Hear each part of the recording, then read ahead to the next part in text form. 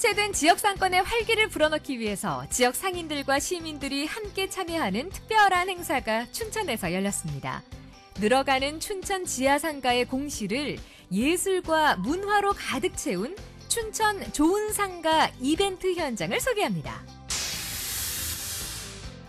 40여 년 전 수해를 입은 주민들이 집단으로 이주해 정착한 마을인 태백시 화전 2동. 그런데 최근 새로운 땅 소유주가 토지 반환을 요구하며 마을이 통째로 사라질 위기에 놓였는데요. 화전 2동엔 과연 무슨 일이 생긴 걸까요? 생방송 강원 365가 찾아가 봤습니다. 유네스코 문학 창의도시이자 문화도시인 원주시가 2022 대한민국 독서대전을 유치했습니다. 국내 최대 규모의 독서 문화축제를 통해 시민들의 독서 열기가 한층 뜨거워질 전망인데요. 한 도시 한 책 읽기 운동부터 그림책 이야기까지 책 읽는 도시 원주를 조명해봅니다. 생방송 강원 365 지금 시작합니다.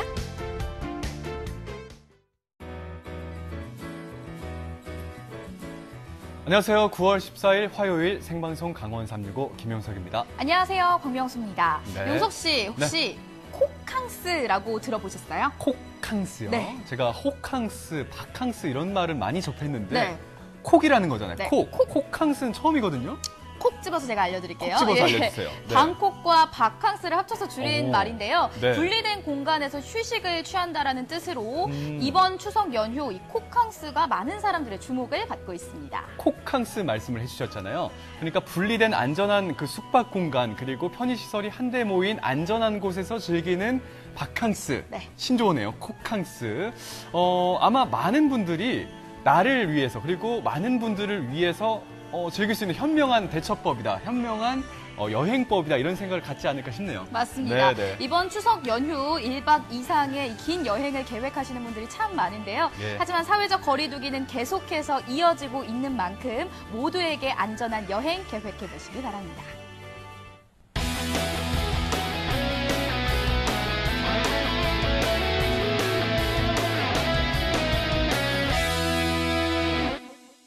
네, 생방송 강원 365 오늘도 1시간 동안 시청자 소통 채널과 함께 방송이 진행되겠습니다. 네, 먼저 카카오톡 앱에 접속해 주시고요. 검색창에 강원 365 입력해 주시고 친구 추가해 주신 후에 여러분들의 이야기 저희에게 남겨주세요. 자, 유튜브 실시간 라이브도 있습니다. 유튜브 검색창에 강원 365 입력하셔서 1시간 동안 실시간 라이브 즐기시면서 우측 상단에 있는 채팅창에도 여러 가지 이야기 들려주시기 바라겠습니다. 네, 그럼 첫 번째 소식 만나보도록 하겠습니다.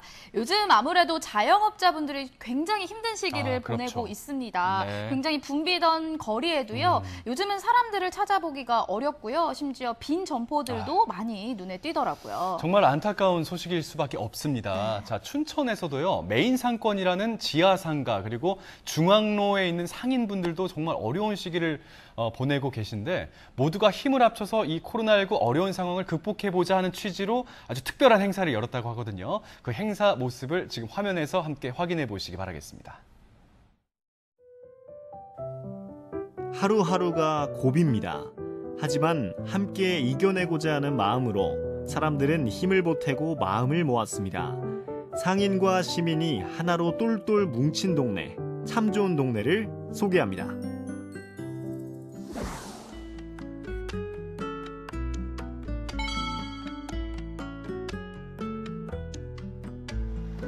춘천시청 바로 앞에 위치한 역사 깊은 한 식당. 반세기 넘게 손맛을 이어온 이곳에서 오늘은 특별한 잔치가 열린다고 합니다. 점심시간에 맞춰 부지런히 갈비탕을 끓여내는 사장님. 아유, 오늘 많이 바쁘신가 봐요.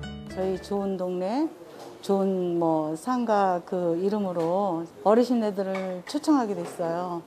그 공연을 좀 하고 국악을 불러서 또 맛있는 갈비탕과 떡 좀 했어요. 좋은동 도시 재생사업의 일환으로 진행되는 참 좋은 상가 이벤트. 덕분에 지역 어르신들은 갈비탕집에서 디노쇼가 아닌 런치쇼를 무료로 즐기게 됐습니다. 국악인들의 구성진 소리를 듣고 있자니 손바닥이 절로 장단을 맞추네요. 덕분에 혈액순환도 되고 좋다!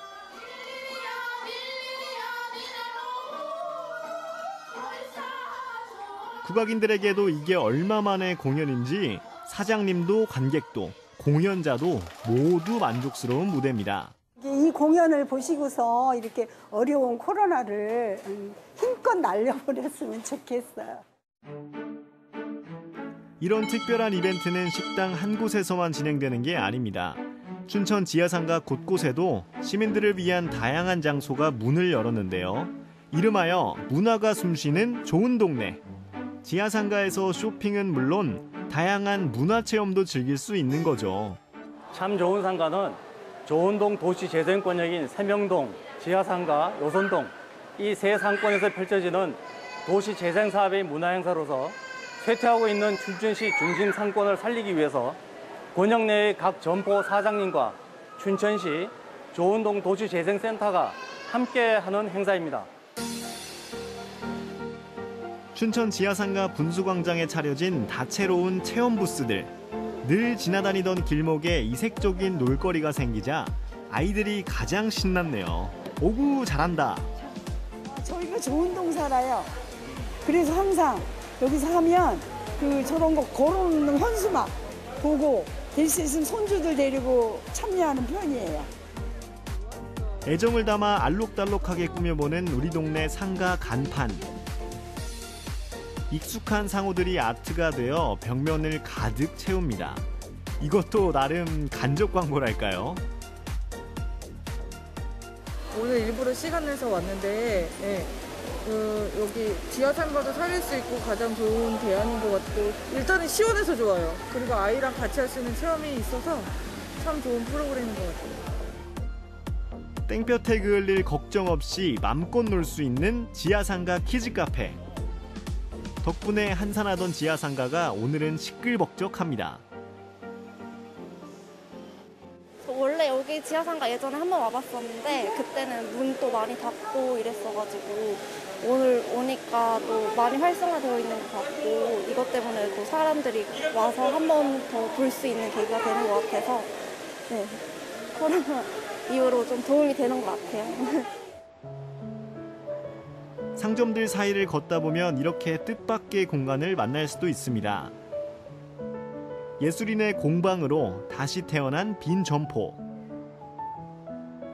작품 활동을 하려면 조용하고 집중할 수 있는 공간이 필요하지 않을까 생각했는데 작가님은 이곳이 참 마음에 든다고 하시네요. 유동인구가 이제 위에 지상보다는 그러니까 많으니까 이런 보여주는 전시 공간도 좋지만 공방으로 이용하면 많은 사람들에서 체험할 수 있어서 좋은 것 같아요. 지하상가 끄트머리에 위치한 또 다른 공실은 이렇게 멋진 미술관으로 재탄생했습니다. 이름도 예쁜 갤러리 상상 언더입니다. 일반 시민들이 갤러리라고 하면 문턱이 높아요. 근데 공방이라고 하면 문턱이 낮다 보니까 가벼운 마음으로 와서 손쉽게 뭔가를 배워가는 공간, 그렇게 해서 인식이 되는 것 같아서 좋아요. 나날이 공실이 되어가는 춘천 지하상가. 문을 닫은 점포가 늘수록 사람들의 발길이 더욱 뜸해지는 악순환이 계속됐는데요. 그 고리를 끊기 위해 최근 공신들이 새롭게 변신했습니다. 춘천 지역 청소년들이라면 누구나 무료로 대여할 수 있는 연습실. 요즘 이곳은 하루도 빌 틈이 없다고 합니다. 거기다 또 다른 공실은 시청자 미디어 센터 교육장으로 변신해 알찬 수업이 진행되고 있죠. 좋은동이 문화 활동을 통해서 중심 상권이 달라진 모습을 보여주고 상권이 예전의 활기를 되찾았으면 좋겠습니다. 또 춘천의 중심 시가지 좋은동에 가면은 항상 즐거운 문화 행사가 있다. 이런 기대감이 가득했으면 좋겠습니다.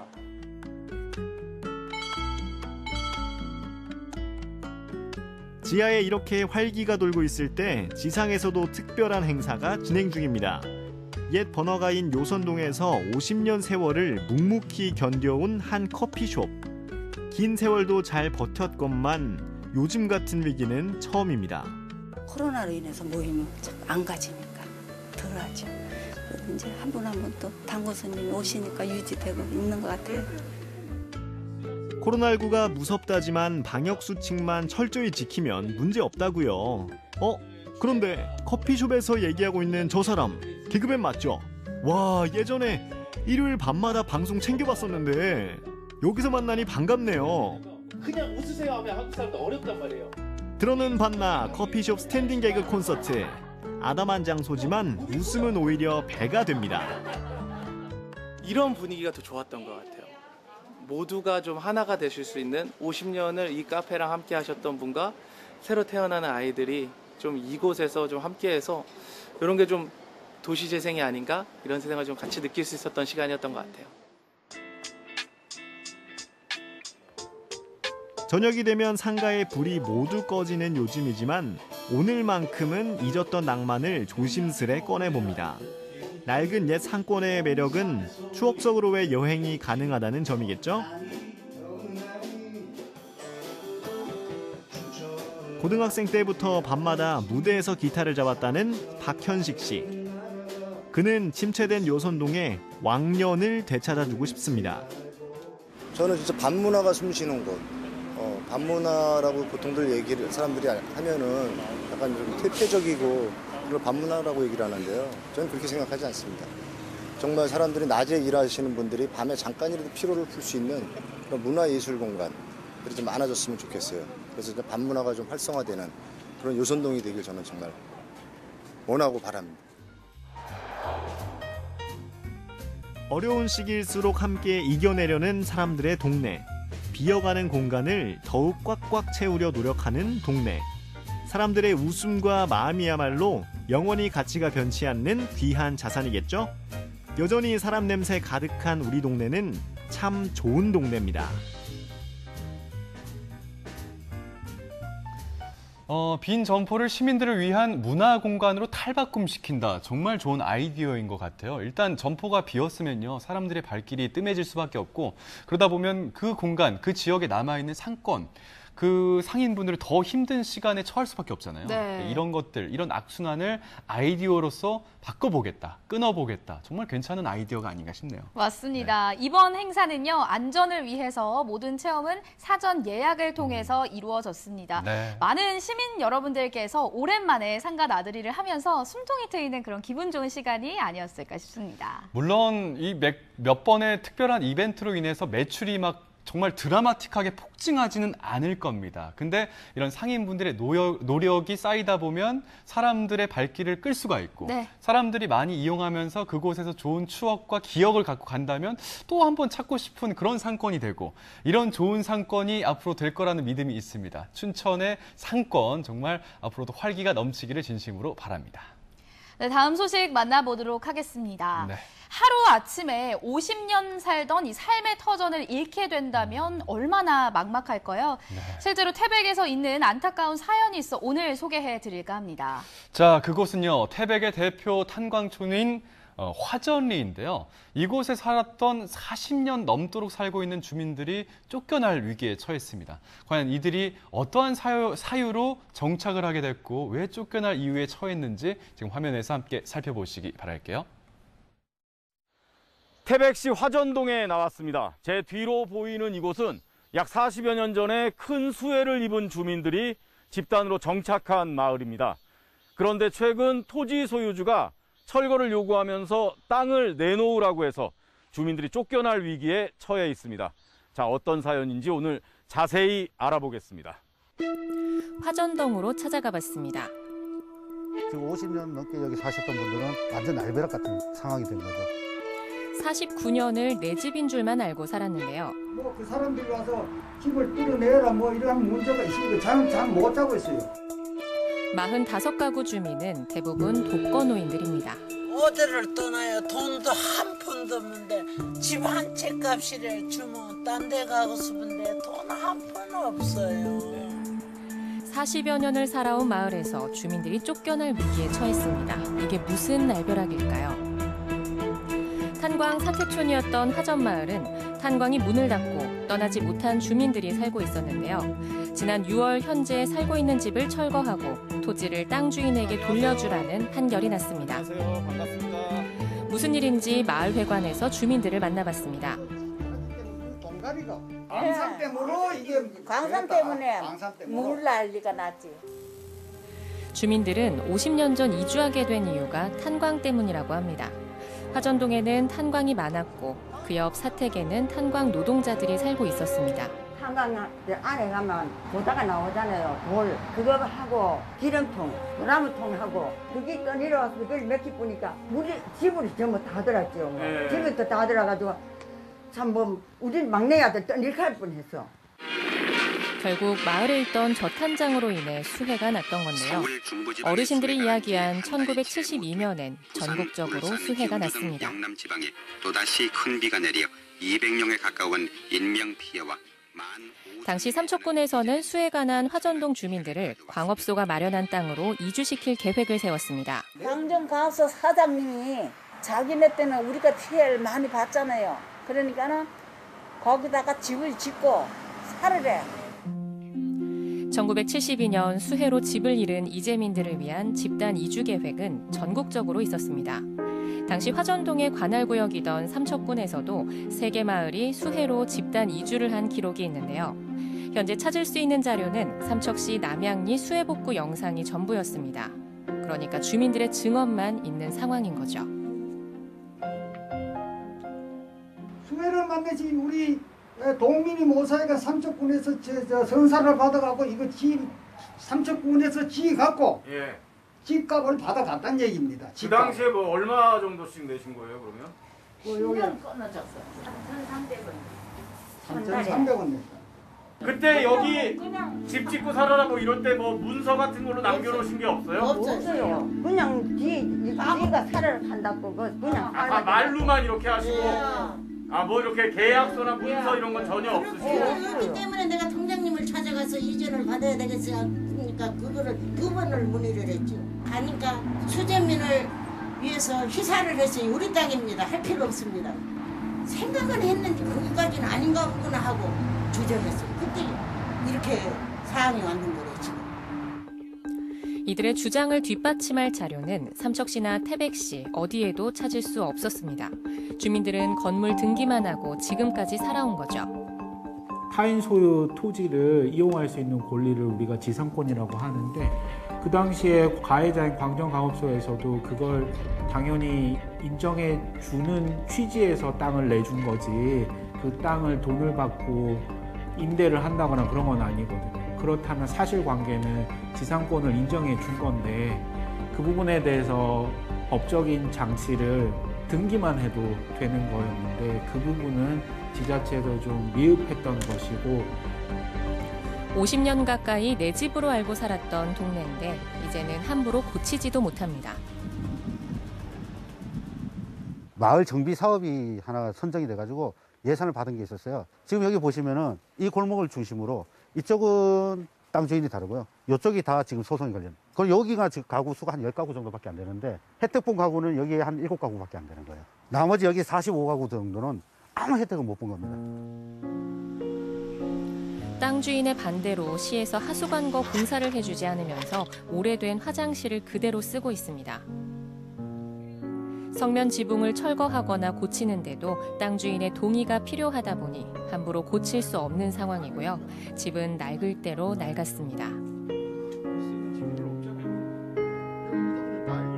사람이 살지 말라는 건지 시에서 좀 뭐 나서서 이걸 뭐 어떻게 해주고 이래야 되지. 아무리 이거 떨어진 세상 할머니들 할아버지들 다 산다고 뭐 대책도 없고 뭐 방역도 안 해주고 이게 뭐 하는 짓이냐고. 차라리 뭐 전부 시에서 이사 가라고 뭐 연상을 하든지. 이 마을에서 제일 먼저 집을 짓고 살았다는 오윤실 할머니 댁을 찾았습니다. 예. 야, 이거 진짜 오랜만에 보네. 이게 예전에 이렇게 지금 이게 전기 전구가 없는데 이렇게 톡 하면 켜지고 하고. 장성한 자식들은 떠나고 홀로 사시는데요. 가족들이 손수 털을 닦아 올린 집이었습니다.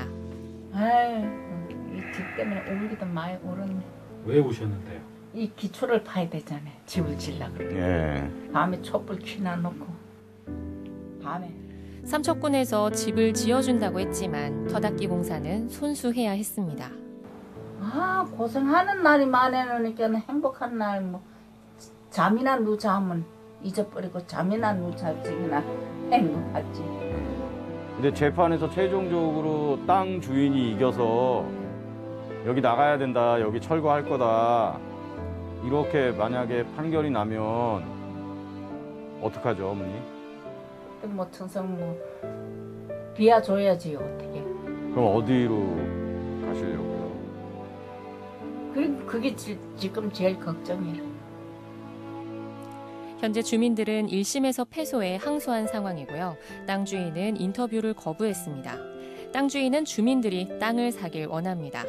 그러나 땅 주인이 원하는 가격과 주민들이 감당할 수 있는 가격의 차이가 커서 여기까지 온 거죠. 어찌됐든 간에 지금 거주하고 계시는 40여 가구 한 45명의 주민들에 대해서는 태백이 그들의 터전이었고 그들의 삶이고 또 그들이 태백을 세우는데 일조를 했다는 것은 분명코 저희들도 잊지 않고 있습니다. 그래서 이러한 부분이 도움이 될 수 있는 방안이 뭔지 다시 한번 깊이 생각하고 또 같이 더불어 사는 태백이 될 수 있도록 저희들도 노력을 하도록 이렇게 하겠습니다. 광산에서 사택이 형성돼 있고 현재까지 유지되고 있는 우리나라에서 유일한 곳인데 요즘은 그런 자원들도 많이 활용을 하고 지자체가 관광상품으로 개발을 한다라던가 보존하기 위해서 이런저런 예산도 투입하고 노력도 많이 하고 있기 때문에 그런 차원에서 지자체에서 접근을 한다면 그래도 좀 해결책이 나오지 않을까, 주민들은 좀 그렇게 생각을 하고 거기에 희망을 갖고 있긴 합니다.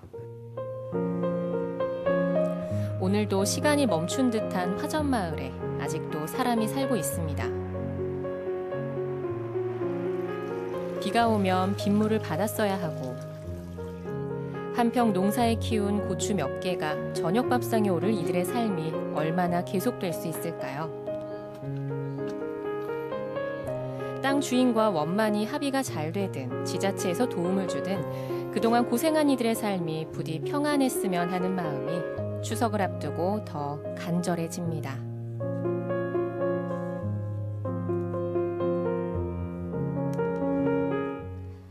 어느 날 법원으로부터 고소장이 날아옵니다. 네. 주민들이 살고 있는 땅, 이 땅을 무단 점유하고 있으니 나가달라. 네. 주민들 입장에서는 얼마나 황당하셨겠어요. 맞습니다. 50년 전에 이 수해의 책임을 통감하고 무료로 땅을 제공했던 광업소가 부도가 나면서 이 네. 땅이 경매에 넘어가게 됐고요. 그 이후에 땅 주인이 여러 차례 바뀌게 됩니다. 그런데 이번 주인이 땅을 무단으로 점거하고 있으니 나가달라라는 소송을 걸게 된 거죠. 자, 72년도면 이제 50년이 다 된 일이지 않습니까? 당시에 집을 잃고 땅을 마련해줬고 그 땅 위에 집을 지었는데 그 집을 짓는데 발생한 비용도 뭐 10년, 20년 대납해서 다 납부를 했는데 이런 상황이 발생한 겁니다. 당시에 지자체에서 뭐 관련 그 단체에서 이런 법적인 문제를 좀 더 꼼꼼하게 짚었으면 어떨까 이런 생각도 들고요. 특히 이제 아까 녹슨 집의 모습을 보니까 정말 더 마음이 아파요. 네. 어르신들이 사시는 마흔, 40여 가구의 그 집들을 보니까 더 마음이 좀 아픕니다. 맞습니다. 네. 이번 1차 소송에서 땅 주인이 승소를 하면서 네. 강제 철거를 할 수 있는 법적 요건이 만들어졌기 때문에 맞습니다. 네. 말 그대로 언제 쫓겨날지 모르는 상황이 된 거거든요. 그런데 지금 이 땅에 살고 있는 주민분들께서 모두 다 어르신 분들이기 때문에 네. 이 소송에 참여하는 것도 많은 어려움이 있고요. 그래서 더 걱정이 되는 부분입니다. 맞습니다. 이제 항소를 한 상황이죠. 도움이 절실하게 필요한 상황이고 뭐 지자체나 관련 기관에서 좀 더 긴밀하게 협조를 해서 이 사태를 잘 극복해 나갔으면 좋겠다는 생각을 갖습니다. 아까 태백시의회 의장도 말씀을 하셨습니다. 태백을 세우는데 분명한 일조를 한 역군들이 이분들이다. 네. 광부이고 광부의 가족분들이다. 이런 게 아마 뭐 태백시뿐만이 아니라 우리나라 전체 역군들, 이분들이 있었기 때문에 지금 우리나라에 이런 모습이 있을 수도 있는 거거든요. 제발 노년만큼이라도 마음 편히 사실 수 있도록 이번 사태가 조속히 원만하게 해결되기를 진심으로 바라겠습니다. 네, 강원 영동 소식 잘 만나봤고요. 생방송 강원 365 저희는 잠시 후에 다시 찾아뵙도록 하겠습니다.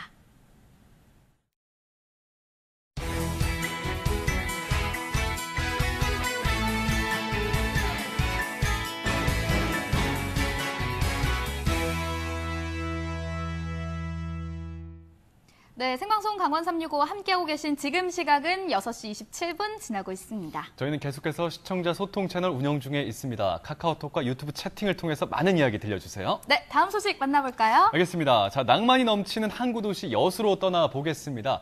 자, 이곳에는요, 아주 이색적인, 정말 일명 힙하다라는 말이 딱 어울리는 이색 문화공간 소식이 있거든요. 어떤 모습인지 화면에서 확인해 보시기 바랍니다.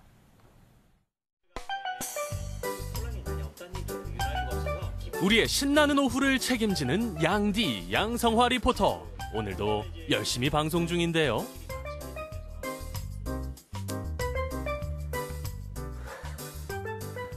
칼같이 기다리고 있었네. 오늘 관광지 간다면서요. 내가 여수에 관광지 하게 되면 향이란 만 내가 7번 갔다 온 사람이야. 내가 관광지는 내가 너무 많이 갔어. 질렸어. 관광지는 다른 사람이랑 가요. 나 진짜 오늘 지치는데 나 진짜 어디를 가려고 또 간다는 거야. 나 답답해 진짜. 일상에 지쳐 어디론가 떠나고 싶지만 뻔한 여행지에 지쳤다면 여길 주목하라. 힙한 감성으로 핫플레이스로 등극한 신상 힐링 공간들 지금 바로 소개합니다. 이야, 여기 뭐야? 내가 알던 엑스포장이 아닌데? 이곳이 여수에 새롭게 생긴 관광 명소라는데요. 와우, 핫하다 핫해. 저기 혹시 네, 안녕하세요. 여기가 그 핫하다는 공간 맞습니까? 네, 그 핫하다는 공간 맞습니다. 맞습니까? 네, 어서 오십시오. 내가 SNS에도 봤지 난리도 아니더라고요. 여기 어떤 곳입니까? 완전 새로운 공간을 만들었습니다. 저희가 8월 1일에 미디어 아트 전시관이라는 것을 새롭게 오픈을 했습니다. 미디어 아트요? 네네. 미디어 아트가 뭐죠? 그 미디어 아트를 뭐 한마디로 좀 정의하기는 어렵긴 한데요.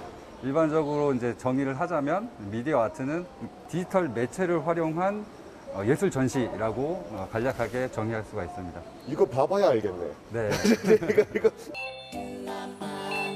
안전한 관람을 위한 필수 관문을 지나 전시관에 들어서자마자 나오는 건 오직 감탄사뿐. 미디어와 거울의 결합으로 꽃의 무한한 생명력을 표현한 플라워관. 달콤한 꽃바람과 함께 잔잔하게 내려오는 꽃빛 속에서 잊을 수 없는 찰나를 만끽할 수 있습니다.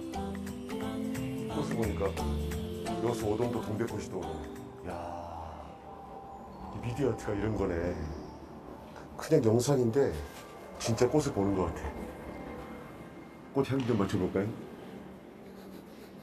단순히 벽에 걸린 예술품을 보기만 하던 시대여 이제는 작별을 고한다. 1,400평이 넘는 넓은 공간에서 빛과 소리로 펼쳐지는 미디어 아트. 이제 여수에서도 즐길 수 있습니다. 굉장히 웅장한 그 영상미도 있긴 하지만 작품과 어울리는 음향, 그 사운드와 그리고 또 그 프랑스 조향 기술을 이용해서 그 작품과 어울리는 향기까지 더불어가지고 영상과 음향과 향기까지도 같이 체험할 수 있는 그런 몰입형 미디어라고 말씀드릴 수 있습니다. 아니, 여기는 여수 앞바다? 이 전시관에서는 여수의 바다와 자연을 닮은 12개의 다채로운 미디어 아트를 만날 수 있습니다. 그런데 갑자기 그림을 그리는 사람들. 아이들에게 인기 만점인 이곳은 직접 그린 그림이 살아 움직이는 페이퍼 아트를 체험할 수 있는 공간입니다. 지금 뭐 그래요? 야구야. 여우요. 여기 들어오니까 막 신기한 거 엄청 많았잖아.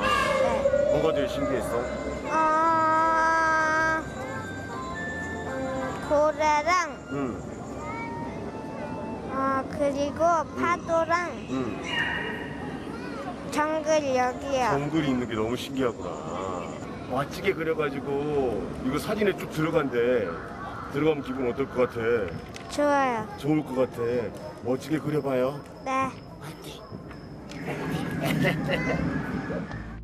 누구나 미디어 아트 예술가가 될 수 있는 특별한 경험. 양성화 리포터도 예술의 혼을 불태워 보는데 과연 어떤 작품이 완성될지? 나타났다. 내가 직접 색칠하고 생명을 불어넣은 동물들이 살아 움직이는 경험. 이보다 더 특별할 순 없겠죠? 우와, 여기 여수네.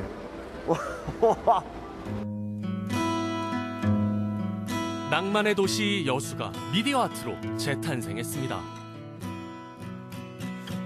아름다운 여수의 풍경을 오롯이 담은 이 공간은 친숙한 듯 색다른 감동을 선사하는데요.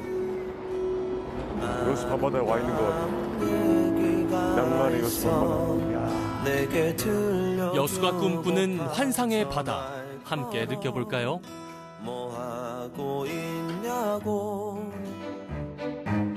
미술관에 가지 않아도 예술 작품을 즐길 수 있다는데. 내가 아는 길인데 여기에는 문화예술을 느낄 만한 공간이 없는데 식당들만 있는 건 카페인지 미술관인지 곳곳에 작품들이 가득한데요. 아니, 여기가 뭐 하는 공간인지 헷갈려.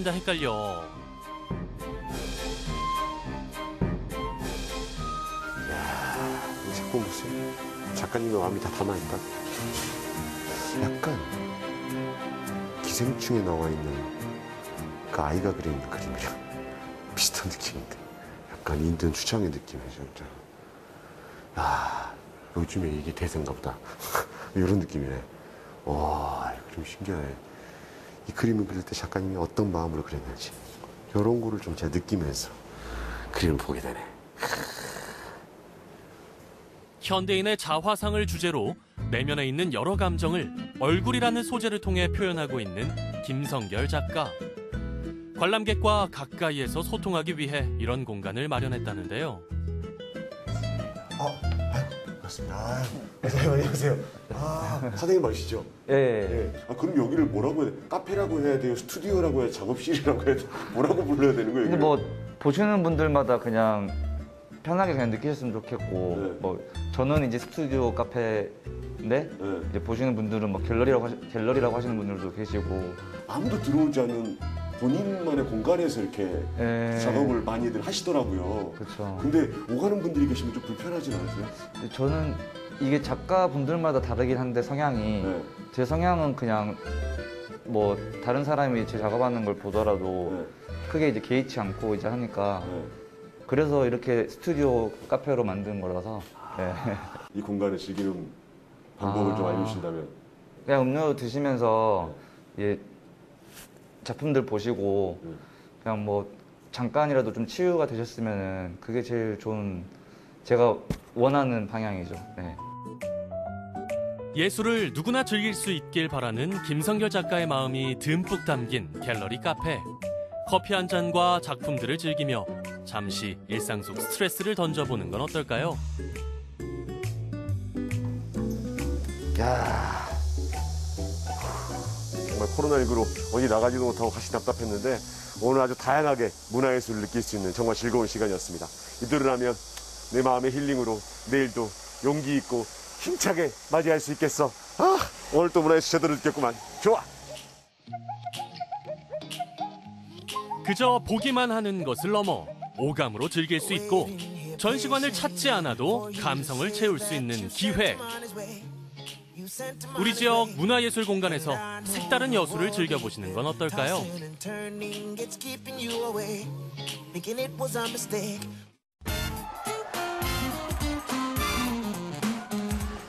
다가오는 한가위, 가족들과 행복한 시간 보내세요. 강원도의 365일, 강원 365 화이팅! 네, 언제나 강원도민과 365일 함께하는 강원 365입니다. 네. 자, 용석 씨에게 또 질문을 드려야죠. 안 하면 서운하잖아요. 그렇죠?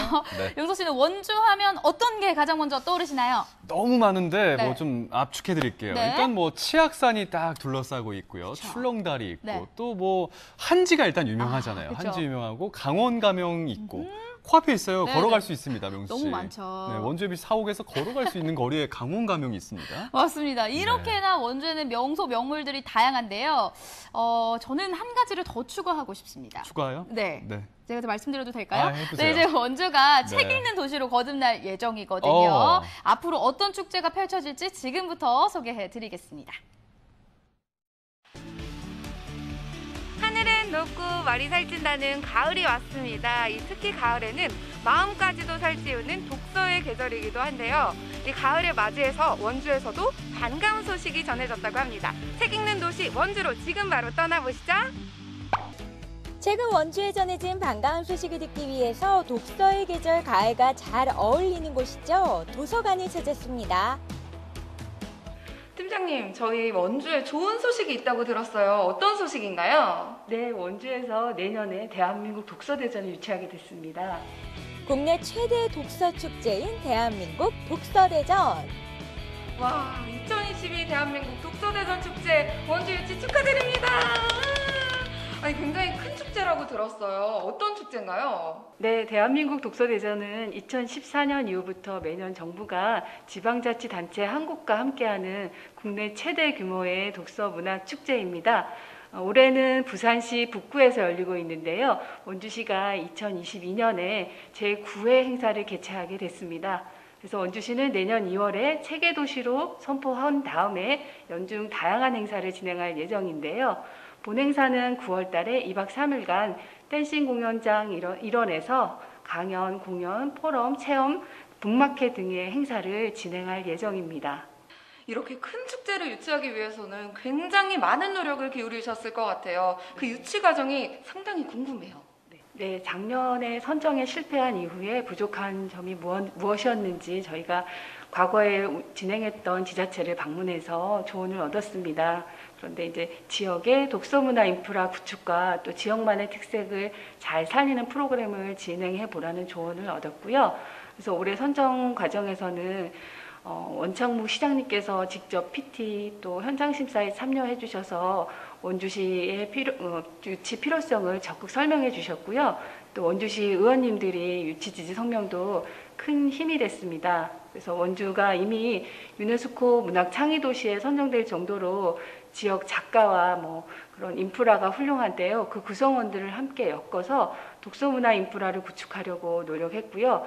우리 지역의 그 다양한 문화 관련 기관하고 다양한 단체, 또 작가, 작은 도서관, 서점들과 함께하는 그런 추진 협의회를 구성을 해서 협의회 내용을 반영을 해서 이런 성과를 이루어낼 수 있었습니다. 2022 대한민국 독서대전 유치는 원주시의 열띤 노력과 시민들의 염원이 이뤄낸 성과라고 할 수 있는데요. 그렇다면 원주의 어떤 부분들이 좀 선정의 이유가 됐을까요? 네, 원주가 강원 가명이 있었던 역사적인 도시이고 또 유네스코 문학 창의 도시 네트워크를 통해서 독서대전을 국제적으로 알릴 수도 있고 또 레지던시 사업과 그림책 장려 사업 등으로 그림책 출판 활성화에 기여가 될 수 있다는 점, 또 원주가 청년층 유입이 많은 역동적인 도시라는 그 이미지가 좋은 평가를 받았을 것으로 생각합니다. 도서관이 나와 이번에는 원주시 기후변화 홍보관으로 향했는데요. 이곳 1층에 특별한 공간이 있다는 사실 알고 계셨나요? 원주를 책 읽는 도시로 만들어준 1등 공신이 바로 이곳에 있습니다. 제가 지금 기후변화 홍보관에 왔는데 여기 국장님, 작은 도서관이 있어요. 여기 어떤 공간이에요? 여긴 작은 도서관 중에서도 공공 작은 도서관입니다. 그래서 이제 시립중앙도서관을 비롯해서 이제 책을 빌리거나 반납하거나 이게 다 서로 순회가 가능하거든요. 그런 기능을 하고 있고, 특별히 이제 이 도서관의 이름이 한도시 한 책 읽기 작은 도서관입니다. 한도시 한 책 읽기 운동이 2004년도에 출발했으니까 벌써 18회가 지난 거죠. 뭔가 그 정도의 시간이라면 한도시 한 책 읽기의 시간을 느낄 만한 공간이 필요하지 않을까? 이런 생각으로 재작년에 이 작은 도서관을 만들게 됐습니다. 시민들이 책을 통해 공감하고 소통하는 도시 한책운동. 원주 독서 문화의 주축들 역할을 하고 있는데요. 책 한 권만으로도 사실은 모든 사람들의 생각 나누기가 가능해질 것 같은데, 한도시 한 책 읽기 운동이 사실 2022년 우리 대한민국 독서대전 원주가 유치하는데 많은 기여를 했을 것 같아요. 아무래도 제가 볼 때는 독서대전을 유치하는 데 있어서 원주 시민들의 역량을 이렇게 보여주는 그런 힘이 되지 않았나 하는 생각을 해보게 되고요. 사실은 이 원주 한도시 한책읽기 운동의 출발점의 가장 큰 특징은 시민들이 시작했다라는 겁니다. 저희 원주 지속가능발전협의회에서 처음 제안을 했고, 그래서 시민들의 힘으로 처음에는 책도 다 시민들이 구하고 시민들이 운동을 해 나왔던 이른바 풀뿌리 독서시민 운동이었다, 이렇게 좀 정의를 할 수 있을 것 같고요. 두 번째에 이제 원주시의 역량을, 시민들의 역량을 보여준 건 그렇게 시작된 운동이 추후에는 원주시 또 원주의 다양한 도서관들 또 언론사 또 공공기관들 이런 곳들이 참여하게 되면서 이른바 자발성 이후에 이런 협력과 연대성, 지역사회의 거버넌스의 힘을 보여줄 수 있었기 때문에 아마 그런 지점들이 조금이나마 독서대전을 유치하는 데 기여를 하지 않았을까, 그렇게 생각을 해보고요.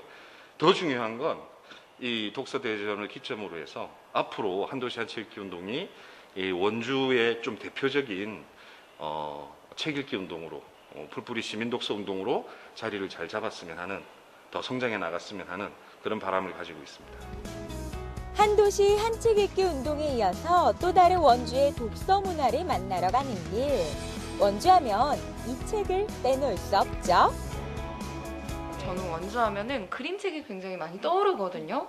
이 그림책 문화도시를 만들기 위해서 여러 가지 많은 노력들이 좀 담겨 있을 것 같아요. 네.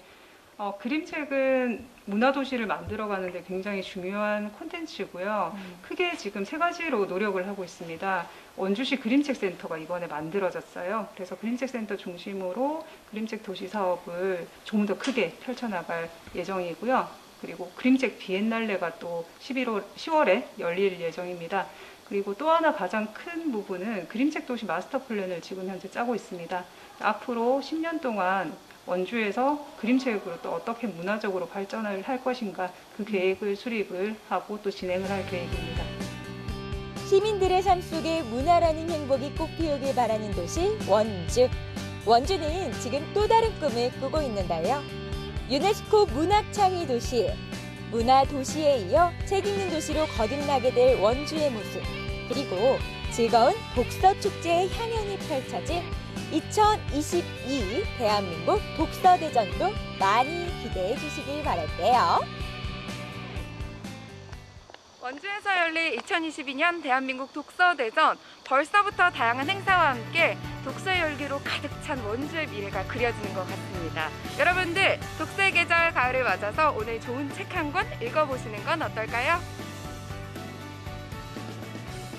네, 2016년에 강릉에서 대한민국 독서대전이 열렸었는데 내년에는요, 이 원주에서 같은 행사, 축제를 만나볼 수 있다는 게 참 반갑습니다. 네, 맞습니다. 원주는 토지라는 대작이 탄생한 곳이기도 한데요. 맞아요. 앞으로는 대한민국 독서대전을 통해서 문학의 도시로서의 품격이 한층 더 높아지지 않을까라는 생각을 해봅니다. 네, 내년에 원주에서 개최될 예정인 2022 대한민국 독서대전은요, 100여 개 프로그램으로 진행될 예정이라고 하거든요. 시민분들의 많은 관심을 보태주시기 바라겠습니다. 네, 그리고 9월은 독서의 달이기도 합니다. 네. 독서의 달을 맞아서 원주뿐만 아니라 지역 도서관에서 다양한 행사들이 펼쳐지고 있으니까요. 가을 나들이로 도서관으로 떠나보시는 건 어떨까 싶네요. 네, 생방송 강원 365 저희가 준비한 소식은 여기까지였고요. 오늘 시청자 소통 채널로 도착한 사연을 소개해드리겠습니다.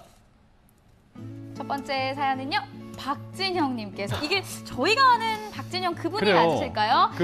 그죠, 진영 씨. 네, 그분. 예, 춘천 지하상가의 변신을 응원합니다라고 해주셨는데, 이분이 또 운동을 하시면서 저는 이분의 변신도 좀 궁금해지거든요. 예, 이 진영 씨의 변신도 저희가 응원하도록 하겠습니다. 진짜 다재다능한 그분 아니겠습니까? 네네네. 우리 박진영 씨 정말 보고 싶거든요. 기다리고 있습니다. 그분이 맞겠죠? 맞겠죠? 예. 자, 다음 사연도 만나볼게요. 가을이 저만치 오네님. 새로운 모습으로 변화하는 춘천의 도시재생 응원합니다 하셨습니다. 네, 응원합니다. 정말 요즘 자영업자분들이 정말 힘드시거든요. 이런 다양한 행사들을 통해서 조금이나마 힘을 보탤 수 있으면 참 좋을 것 같습니다. 네. 자, 그리고 김민경님께서 보내주셨네요. 참 좋은 상과 좋은 동네 화이팅! 화이팅! 운이 좋은 상과 좋은 동네. 좋습니다. 좋습니다. 감사합니다. 네, 상권이 진짜 활력이 넘칠 수 있도록 응원할게요. 네, 이렇게 해서 마지막 사연들까지 모두 소개를 해드렸습니다. 네. 생방송 강원 365 1시간 동안 함께해 주셨는데요. 요즘 퇴근 후에 어항 속에 헤엄치는 물고기를 보는 물멍. 아, 그런 것도 그리고요. 있어요? 네. 네. 불꽃을 피워놓고 불꽃을 한참 동안 바라보는 불멍 아, 등 불멍. 이 다양한 멍 때리기가 유행이라고 합니다. 불멍은 저도 많이 해봤는데 네. 사실 이게 스트레스를 많이 받았을 때 이런 걸 하면 좋겠다는 생각이 들어요. 일단 마음이 좀 편해지고 머리가 좀 비어지는 듯한 네. 그런 느낌을 받았거든요, 네. 실제로. 실제로 뇌를 이렇게 쓰지 않으면요, 기억력이나 창의력을 높일 수 있다고 하거든요. 뇌를 활성화시키기 위해서는 다양한 부위가 있는데요. 쉴 때와 쉬지 않을 때 활성화되는 부위가 각각 다르다고 합니다. 예. 그렇기 때문에 영역을 적절하게 활용시키기 위해서는 잘 쓰고 잘 쉬어줘야겠죠. 근데 명수 씨가 말씀해주신 이 방법에서 가장 중요한 건 또 과유불급이 있거든요. 너무 자주 하면 뇌세포를 노화시킬 수 있다고 하니까 좀 적절하게 사용하는 게 좋지 않을까 생각이 듭니다. 자, 생방송 강원 365 저희는 내일 이 시간에 또 인사드리겠습니다. 함께해 주신 여러분 진심으로 고맙습니다.